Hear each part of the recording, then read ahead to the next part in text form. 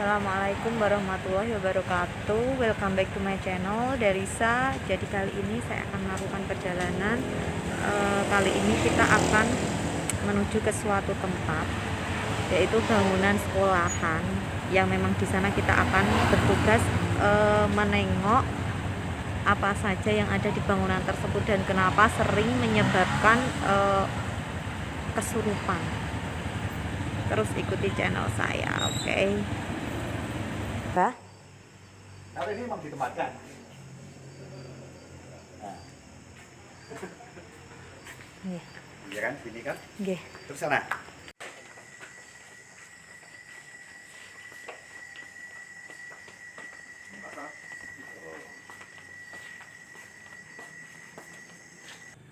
Assalamualaikum warahmatullahi wabarakatuh. Welcome back to my channel Delisa.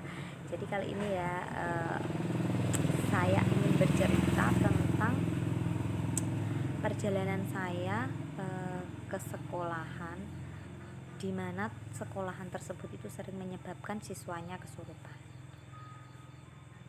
Jadi gini ya, setahun yang lalu sih tepatnya sih ya, teman saya itu dipasrahi oleh pihak sekolahan untuk membantu membersihkan sekolahan tersebut, atau setidaknya membuat hawa sekolahan tersebut menjadi seimbang lah ya. Mungkin kalau di dunia seperti itu ya bahasanya seperti itulah ya. Saya tidak mau terlalu membahasakan dengan bahasa saya sendiri sih ya, karena saya takut salah. Oke, kita lanjut yang tadi ya. Lalu setahun yang lalu setelah dibersihkan itu alhamdulillah sih ya, sejak dipindahkan itu udah nggak ada lagi siswa yang kesurupan. Tapi penjaga sekolahnya itu dan orang Pak Wakil Kepala Sekolah, pokoknya yang menginap di sekolahan tersebut masih sering diganggu. Ya walaupun gangguan itu nggak terlalu besar efeknya, tapi bagi mereka itu masih mengganggu. Kemudian kita ya, aku nyebutnya kita ya, saya dan teman saya diundang ke sekolahan tersebut untuk memperingati 1 tahun peristiwa kesurupan tersebut ya. Istilahnya itu 1 tahun setelah sekolah tersebut dibersihkan. Nah, saya melakukan perjalanan ya, nanti ada videonya ya, saya kasih ya. Saya melakukan perjalanan naik motor itu, kalau dari rumah saya sih sekitar ya 30-an menit lah ya, setengah jam. Sampai di sana saya sampai mau ke sekolah itu sekitar jam 8 malam, dan itu tepat suro-suro. Aduh, saya itu udah perasaan itu udah kayak wah, ini saya merasa seperti saya harus apa ya, ngaji dulu lah ya di rumah untuk supaya tubuh saya terbentengi. Akhirnya saya membaca surat Al-Jin dulu, kalau nggak surat Al-Jin, Al-Waqiah atau Al-Mursalat ya, saya lupa. Pokoknya saya membaca surat dulu. Itu badan saya itu udah panas banget, badan saya panas, pokoknya nggak enak badan. Itu posisi saya nggak enak badan. Setelah saya bacakan 1 surat itu sih panasnya udah agak lumayan turun. Saya paksa untuk tetap ke sekolahan, karena dalam hati saya itu tiba-tiba ingin saya harus ke sekolahan. Saya sendiri nggak tahu kenapa saya harus ke sekolahan. Ternyata di sekolahan itu memang benar, waktu saya bertemu dengan penjaga sekolahnya itu, masnya langsung menatap saya aneh, kayak kita itu kayak udah kenal lama, kayak udah sering ketemu itu loh. Akhirnya secara spontan sih ya saya tanya, "Loh mas, kok natap saya gini?" "Mbak, kita baru ketemu ya." "Iya, kok kita kayak udah pernah kenal lama." Ya itulah misteri, saya nggak tahu sih ya. Lalu kita lanjut yang tadi ya, nanti ada videonya. Saya melakukan perjalanan, wow, tepat di gerbang sekolahan. Siapa yang menyambut saya pertama kali?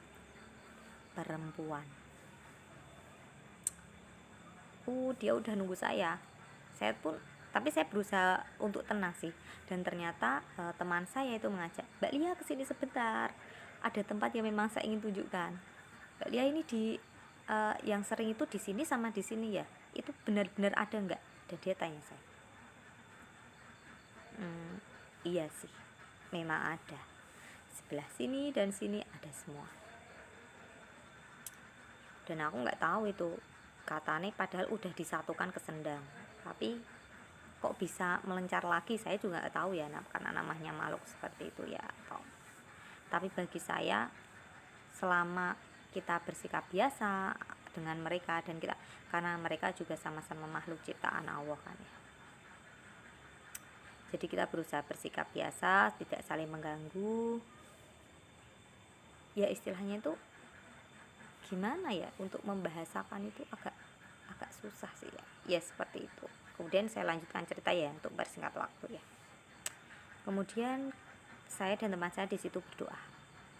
Sebelumnya saya kalau bahasa Jawanya itu bancaan ya, kita mempersiapkan ada sego gudangan, ada iwaknya ya, kalau bahasa Jawa ada iwaknya, iwak pitik dan sebagainya, telur, ayam lah ya, semacam itu, ada gereh atau ikan asin dan sebagainya. Setelah kita selesai berdoa, khususon Al-Fatihah untuk para makhluk yang di sana selesai, kemudian kita menuju ke sendang, karena ternyata di sekolah itu memang ada sendang yang memang dulu itu airnya itu banyak sebelum sekolahan itu dibangun. Tapi saya juga nggak tahu, lama-lama airnya itu semakin kecil ya, mungkin karena peradaban zaman sih ya.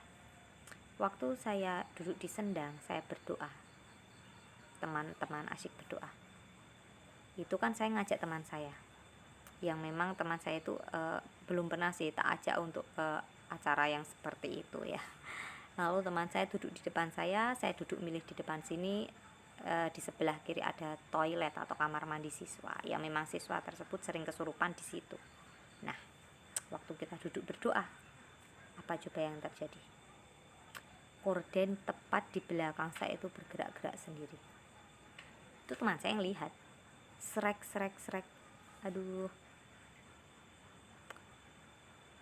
saya sendiri udah ngerasa, karena di situ saya udah ketakutan sih, karena yang saya lihat di sendang itu ada wanita cantik, tapi tubuhnya ular. Dia memakai baju hijau, memakai mahkota, ya apa ya istilahnya itu, seperti yang memimpin di sendang itu sih ya. Lanjut kemudian, yang paling menakutkan itu ada hantu tentara. Dia, aku sih kayak nggak terlalu jelas ya, tapi kayak kepalanya itu kayak ditenteng, dan itu serem banget. Lalu kemudian ada sosok lagi, anak kecil dan sebagainya. Setelah kita selesai berdoa ya, untuk bersingkat waktu sih ya, kita selesai berdoa dan penjaga sekolahnya ngobrol-ngobrol dengan saya, "Mas, jenengan kok lihat saya kok," tak tanyain, "kok udah kayak kenal, udah kayak pernah lihat." Dan si masnya penjaga sekolah itu bilang, "Iya mbak, kok aneh ya." Terus kita cari tempat ngobrol-ngobrol. Saat kita ngobrol itu kita diganggu oleh sosok perempuan. Entah itu suara daun jatuh. Kalau daun jatuh kan kalau orang kena angin, padahal entah suara angin tiba-tiba, itu beneran itu kayak ada suara srek-srek atau apa, padahal itu kita ngobrol itu di tempat gelap. Dan waktu kita ngobrol, si masnya itu dia langsung aneh, kayak merasa dejavu itu loh, kayak udah kenal lama. Kita dejavu kayak udah kenal lama. Dan saya tanya, "Mas sering diganggu ya anak kecil?" "Iya, anak kecil 2." Dan memang di situ yang saya lihat itu ada anak kecil 2. Masnya tanya, anak kecil 2 itu laki-laki. Yang sering gangguin masnya itu laki-laki. Dia pakai baju putih, celana pendek hitam. "Sekarang udah dapat teman loh mas, si anak kecilnya ini." "Oh iya mbak." "Iya, cewek pakai baju pink." Jadi mereka lagi lari-larian. Lalu ada sosok perempuan, rambutnya keriting, ada juga yang pendek, ada juga banyak banget pokoknya. "Mas, di tangga ini ada hantu tentara itu." "Oh iya mbak, benar." Aduh, ini suro ya, kita cerita di luar sini, ini suro loh ya. Nah, ini udah ada yang datang ini. Aduh, ya udah nggak apa-apa, yang penting kita nggak mengganggu mereka ikutan kita, nggak apa-apa. Terus kemudian ya kita ngobrol-ngobrol sih ya. Nanti saya kasih lihat videonya aja ya. Ya cuma sekilas, karena waktu saya di situ tuh saya merasa nggak semua itu harus divideoin. Ada sebagian yang nggak suka, dan daripada kamera saya kenapa-napa atau mati, ya udah, kita juga harus menghargai mereka. Fine, baik.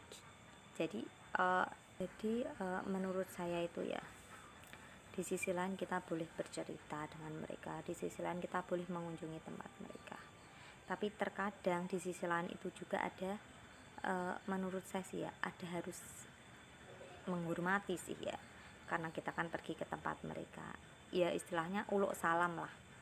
Kita juga harus daripada nanti resikonya itu, daripada nanti efeknya kena imbasnya ke kita, jadi lebih baik ya untuk memperkecil efeknya lah sebisa mungkin, hati-hati, ibarat sedia payung sebelum hujan. Pokoknya bahasanya seperti itulah ya, nanti kalian terjemahin sendiri ya. Terus setelah saya tanya-tanya sama masnya itu ternyata memang pernah mengabdi, nggak cuma di sekolahan itu, dia juga cerita dan sebagainya. Dan waktu saya ditanyain sama teman-teman saya yang di situ, itu memang yang energinya paling besar itu bukan si perempuan, ya si perempuan ular itu ternyata punya suami, dan ternyata suaminya itu energinya yang paling besar. Itu sosoknya nggak terlalu kelihatan, dan dia memang badannya itu yang kelihatan cuma separuh segini tok ya, badannya kekar. Dia kayak memakai kayak orang zaman dulu, kayak saya nyebutnya kayak patih ya, kayak patih tokoh-tokoh yang kekar itulah, pokoknya seperti itu.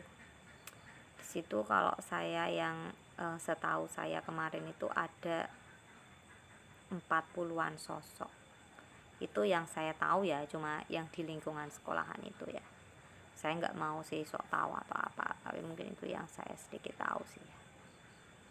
Saya juga mau bercerita jadi tuh setiap saya mengunjungi ke suatu tempat itu tuh, saya nggak mau itu misal di sini ada ini tanpa itu memang terlihat oleh saya. Jadi saya hanya bicara apa yang terlihat.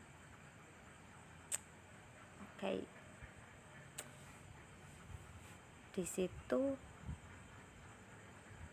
untuk untuk mengantisipasi hal-hal, kalau memang kalian suka mistis, suka horor atau apa sih, saran saya sih ya, setiap kali habis sholat itu bacalah satu surat itu untuk membentengi diri kita supaya tidak mudah diserang oleh hal-hal seperti itu. Saat membaca satu surat itu juga kita harus yakin. Percuma kalau kita membaca sesuatu tapi diri kita itu tidak yakin dengan apa yang kita baca. Dan jangan lupa seringlah Al-Fatihah. Kalau saya sendiri sih ya, Al-Fatihah itu bagi makhluk atau enggak terlihat, saya nggak mau sok tahu atau apa, saya sendiri membaca Al-Fatihah itu menurut saya itu manfaatnya besar sekali, istilahnya manfaatnya besar sekali. Yaitu sih saran saya, Al-Fatihah untuk mereka, baik yang di dekat kita, baik yang sering ikut kita, baik yang ikut lalu pergi lagi, atau ikut atau tertarik memperhatikan kita, itu kita hadiahkan Al-Fatihah untuk mereka. Dan juga jangan lupa baca satu surat sehabis sholat, dan itu untuk meminimalisir dan membentengi diri supaya nggak mudah terkena efek hawa negatif ya. Kalau cerita saya kurang menarik, nanti saya kasih tambahan video yang tentang perjalanan saya tadi ya.